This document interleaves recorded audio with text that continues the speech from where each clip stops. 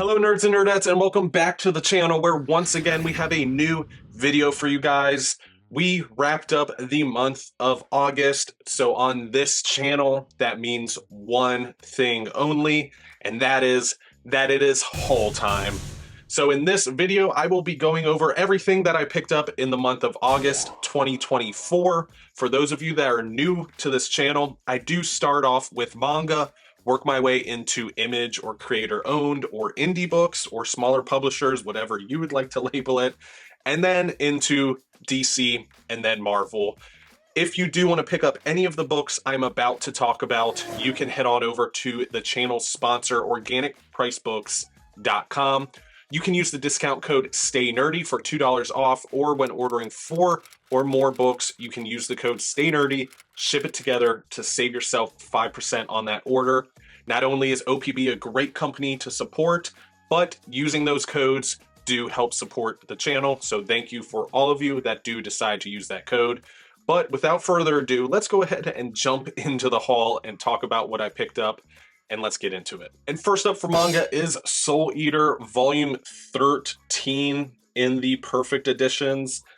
This format is one of the best manga formats that a title has ever been collected in, only to be rivaled by the Dark Horse Deluxe Editions, but this format and Full Metal Alchemist, the Full Metal Editions, are breathtaking. They are beautiful.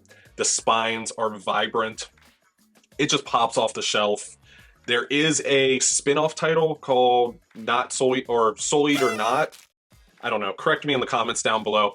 But those spines are pink and the title is also pink, but I think they would look awesome on the shelf. I've only watched the anime of Soul Eater. I have not read the manga, so I don't know how much it differs from the anime to the manga, if anything is drastically changed or not, but I did love the anime, so I do plan to eventually read the manga. But this title is one that I've been picking up in the wild, kind of spur of the moment grabs as I'm out running errands or shopping, whatever it may be. So this is volume 13 of Soul Eater, and I highly recommend it because of the format alone. And my last manga volume is a Dark Horse Deluxe Edition, which it is always a beautiful day when you receive a Dark Horse manga deluxe edition in the mail. This is At the Mountains of Madness. This is a absolutely beautiful deluxe edition. It gives off the creepy and eerie vibe, and that is because this is an H.P. Lovecraft story that's been adapted into manga. So for those of you that are fans of H.P. Lovecraft or Cthulhu or anything like that, this is going to be one you're going to want to pick up. And if you're just a fan of the deluxe edition format for manga in general, this is probably the best Dark Horse Deluxe Edition that they've put out. So not only do we have a very glossy and reflective cover and back cover, but we have silver chrome gilded pages. Oh my god. What a tome, what a beautiful book, what a book that feels important when you read. Cannot recommend this enough, again, just for the format alone, but the story itself is going to be a great read for spooky season that we are quickly approaching, and this is also just for my fans of novels and the H.P. Lovecraft world. But like I said, that does wrap up manga, so we can go ahead and start into the indie or smaller publishers portion of the video. First up is 30 Days of Night book 2. I got book 1 kind of on a whim. I've been a fan of the film. That's been my only real exposure. If I am being completely honest, I didn't even know it was a comic book when I watched the film. Man, was I thoroughly surprised in my reading experience. A absolutely creepy and eerie and chilling story. Was one of my top reads probably of the year, if I'm being honest, but so awesome. So pumped to get book 2 in and continue my reading experience. From what I know, none of this is adapted into films. The only stuff that has been was the first volume, the first story in the first volume and the second story in the first volume. After that, They haven't touched it since, probably because the second movie stunk. I'm sorry if you liked it, but it wasn't good. But yeah, so I do recommend this going into spooky season as well. These books are put together fairly well. They are kind of a deluxe edition format, but the trim is smaller. Just for a reference here, we will go ahead and put it up against this here HP Lovecraft Deluxe Edition. So it's a little bit taller than the Dark Horse Deluxe Edition, but relatively small when you compare it to other Image Deluxe Editions or Rick Remender books or whatever it may be. But still a lot of bang for your buck here when it comes to the story, and I do recommend it. And if you want to see if it's something that is a bit of you, a cup of your tea, or whatever other terms you want to use, then you can watch my review, which I will leave somewhere up above somewhere. But I do recommend it. Next up, we have Power Ranger Deluxe Editions. Man, what a good day, because I am officially caught up when it comes to Mighty Morphin Power Rangers. This is Necessary Evil Part 1 and Part 2. Had to check the spine to make sure I've gotten in so many of these in the last couple months because I've wanted them so bad. But this does complete this line of books. I want to say I have book 3 coming out this month, but after that, I am officially caught up. I have not jumped into the Go-Go Power Rangers world of deluxe editions. Maybe that's where my adventure will take me at some point, but right now, I'm happy with these awesome helmet-off deluxe editions of Mighty Morphin Power Rangers. I've only read up to Shattered Grid, so everything post Shattered Grid, Beyond the Grid, Necessary Evil Volumes 1 and 2, all of that material will be new to me. So I am really excited to not only do a reread, but also jump into this new material coming up here. So very exciting. It's always a great time for a nerd to complete a set, and we are officially there, nerds and nerdettes. So I'm very excited about that. But unfortunately, that does wrap up my indies and smaller publisher portion of the video. So now we will jump in to DC. First up for DC is Nightwing Year 1 with the Dan Mora cover. This does have 2 covers, which the other one I can leave here or somewhere on the screen, just so you know. That is the exact same volume. There was just 2 covers solicited. There is another deluxe edition out there that's been out of print for a very long time. I can maybe put that cover here also, just in case you somehow find that. All the same book, just different covers, same contents though. But this is the 20th anniversary deluxe edition, so maybe this does have some extra content. I'll have to look into that. But Nightwing Year 1, great place to start Nightwing, great place to understand Dick Grayson, Nightwing, him becoming his own superhero, his own title, becoming his own man, no longer living in the shadow of the Bat. Great story. Honestly, all of the Year 1s are great, from Gotham Year 1 to Batgirl Year 1 to Robin Year 1, all of them incredible. But Year 1 is honestly a DC starting point. They put out Year 1 books every so often, from Flash to Superman, which I believe is a Black Label book, so maybe that doesn't count, to Batman, Nightwing, you name it. There's a Year 1 out there to give new readers a starting point. But Nightwing Year 1 has always been my favorite. I've always liked it even more than Batman Year 1. Sorry, maybe a hot take there. And probably thirdly, Flash Year 1, which is a somewhat newer Year 1 title, but I did enjoy that as well. But this is one that I would recommend to anyone that wants to get into Nightwing, because not only is it a great starting point, but it's a great story in general. And then in the same vein of DC, we have Batman and Robin Adventures, the Omnibus. These covers are always super reflective. The Batman Adventures Omnibus was the same thing. Getting that on camera was very frustrating. But I digress. I'm off topic, but it's one of my videos, so what'd you expect?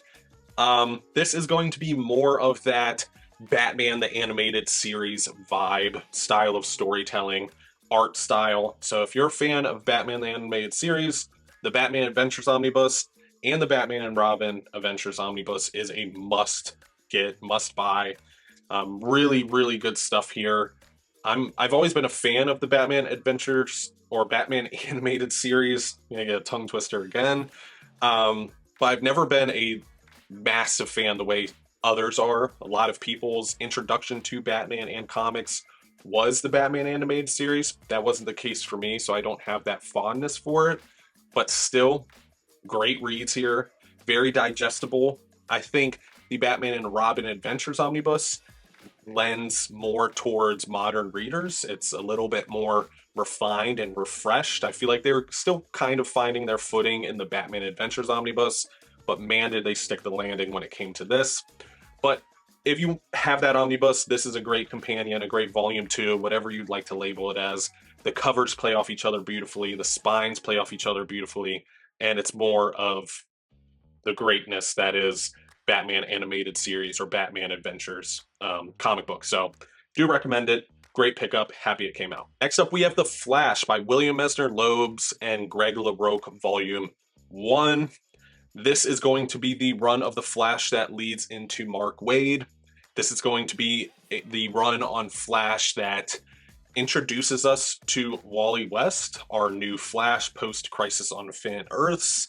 This is going to be a great starting point as well, which I feel like I've said that for 3 books, or maybe I just said it with Nightwing, not 100% sure, but still a great read, a legendary run. Mark Waid's run on Flash has always been one of my favorite Flash runs in general. This leads into it. I wouldn't say this is one of my favorite Flash runs, but it's definitely up there. There's a reason it has an omnibus. And what the selling point for this omnibus is overall is, like I said, it being a great starting point. You could start reading Flash at this point and continue on, and that would be an awesome collection to have. We will need a volume 2 to catch us up to the Mark Waid, and then eventually we'll continue the Mark Waid, which will eventually lead into Jeff Johns, etc., etc.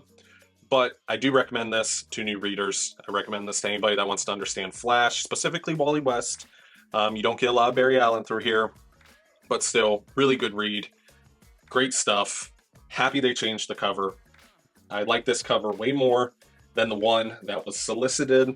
I'm sorry if you like that cover, but this one is beautiful. And I know it's just a dust jacket and we can change it, but off topic again. But that does wrap up this book, so let's jump to the next, which is going to be an exciting book for me because this is mostly new material here. I've read maybe 2 issues of Hitman ever, and now I have the omnibus, so I get to really see if it's something that I like. I've always steered away from Hitman because I think I was too young for when this popped into my reading log or my possible reading log, and I always felt like it was a Terminator ripoff, which I know it is not that, but as a kid, as a younger reader, we judged books by their covers. Clearly, look at Spawn. Why is that title popular? Mainly because of the covers. Kids buying it up because of the covers sitting there on the shelf, on the spinner rack, whatever it may be, and that's why we picked it up. That's my reason for kind of staying away from this. You can kind of see what I mean here. Very Terminator feelings, Terminator vibes. It's not that at all from what I've heard, from what I've read out of this so far. It's definitely not that at all. But I was a dumb young reader. We all were at some point. So still makes it even more exciting because I love Big 2 comic books. That's where the brunt of my reading and my fandom and my favorite comics kind of exist. So when I come across something that I haven't read, I haven't experienced in a digestible fashion where I understand the character or the story, then I get even more excited because it's something new. And here we are with a omnibus that contains something new. So that is Hitman. That wraps up DC books. Let's jump into Marvel. First up for Marvel is Daredevil by Bendis, Volume 1. This is a exciting grab for me because this means I only need Daredevil Bendis Volume 2 to complete this entire era of Daredevil, which is super exciting. The Bendis Volumes 1 and 2 and the Brubaker Volumes 1 and 2 are essentially the same story split between two creators, if that makes sense. It's an entire era of Daredevil, and you really can't read the Brubaker issues without reading the Bendis issues. So I do recommend this, but it's kind of a hard one to fully recommend because you do need those Bendis omnis or issues or trade paperbacks, whatever way you collect, to then enjoy the Brubaker omnis. So it's a little tricky in that regard, but still an incredible era of Daredevil. A lot of people's favorite era of Daredevil, and that's saying something because I think Daredevil has had pretty much incredible runs when it comes to every run, minus maybe one or two that the fans of comic books typically say was a little bit weaker, but even those runs have fans. So I think this is going to be not only a great jumping on point for Daredevil as a whole, a great era to indulge in Daredevil as a whole, but also just a great read overall. This is going to be just gritty, street level, sketchy, just dirty Daredevil. That's the best way I can describe it. Dirty Daredevil. Hashtag Dirty Daredevil. But really good read. Highly recommend it, and happy to have it, and happy to eventually complete this era in omnibus format. Next up, we have Uncanny X-Force finally being reprinted. So happy to have this in my possession. It feels unreal. When I got into the omnibus world and recollecting my collection in omnibus format because I'm an idiot, this was a book that recently went out of print and was a major whale and hard to find. And here we are in my possession. Feels unreal, feels surreal, but it's here and it is incredible. Highly recommend this for fans of X-Men, for people that are not fans of X-Men. This is going to be a run you're not going to want to miss. This is going to be the darker and kind of brooder and more ruthless X-Men characters all put onto one team. And there's a lot that takes place here. I mean, there is some questionable story elements looking at you, Deadpool and Archangel. There's going to be some morality questions that you will find yourself asking yourself and wondering where you kind of fall in line. Great story, great storytelling. Rick Remender, obviously a legendary writer at this point, but I think this is one of those titles that really put him on the map, and it's for good reason because it is that good. But so happy it's finally reprinted for not only myself, but you guys. I could not stand watching more people paying insane prices on a out-of-print book, and now here's the reprint. So fingers crossed on everything being reprinted and we never have to pay above cover price ever again. But that wraps up this book. Let's jump to the next. Next up is Star Wars Tales of the Jedi, Star Wars Legends, Star Wars Legends, I want to be specific, is non-canon material. This is material that was originally printed by Dark Horse, and now Marvel has the rights to, so they are reprinting them in the Star Wars Legends line.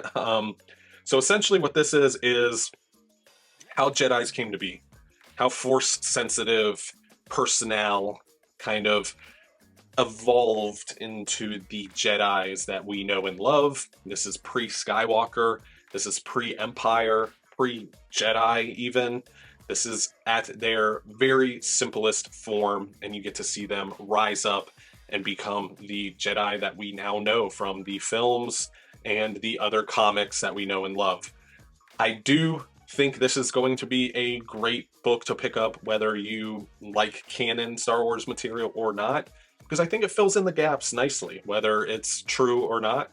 I think it gives us some pre-Skywalker and pre-Jedi versus the Empire stories that make the past a little bit more digestible and understandable. And I think the issues in here are also very well done. The art on some of those issues can be a little hit or miss for my taste, but mileage may vary. But one of the things I do want to mention about this is I have been told, or at least it's been brought to my attention, that some volumes do have a printing error, which I believe is Force War issue 5, which in some copies have Force War issue 4 repeated. I did not have that in my copy, so it is not every single copy, but make sure to check your copy. Open those books, don't leave them shrink wrapped on your shelf. Make sure to check them out for these reasons. That way, if there is a flaw or some type of issue, you can either get your money back or another copy, whatever route you want to go. But still, great read, great gap filler between either the High Republic or the Old Republic. Brain just fell out of my head right there. Great gap filler omnibus, and I do recommend it. And last but not least, for Marvel, we have Spider-Man: A Brand New Day, the omnibus, finally out. This is one of my favorite eras of Spider-Man, and I do consider it an era more than a run. So essentially what this is the Spider-Man title post J. Michael Straczynski's run, post One More Day, Don't Shoot the Messenger. I'm just sharing the knowledge here. And this is essentially a bunch of comic book giants coming together and fleshing out a Spider-Man title, Spider-Man stories, and it reads very similar to that of an anthology where there is a multitude of short stories, either 2-issue storylines or 4-issue storylines, 6-issue storylines, whatever it may be, and not an overarching story. And I have said on the channel before that I'm not a fan of anthologies, but this works so beautifully. This is a great jumping on point because of it being post One More Day. So that makes it a 10 out of 10 already in my book. But in these pages, you're going to have the introduction of Anti-Venom. You're going to have some incredible covers, including the Spider-Man Obama cover. And then you will also have my favorite two-part story, or Spider-Man two-part story, in issues 578 and 579, which I highly recommend reading either in single issues or in this omnibus. But such incredible stuff in here. You're going to have incredible creators from Dan Slott to Mark Waid to Zeb Wells, and then incredible artists from John Romita Jr. to Steve McNiven to Phil Jimenez, just to name a few.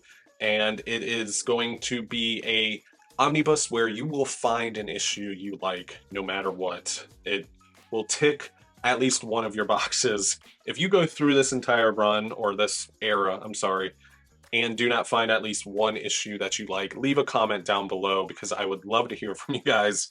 I would love to hear what you disliked.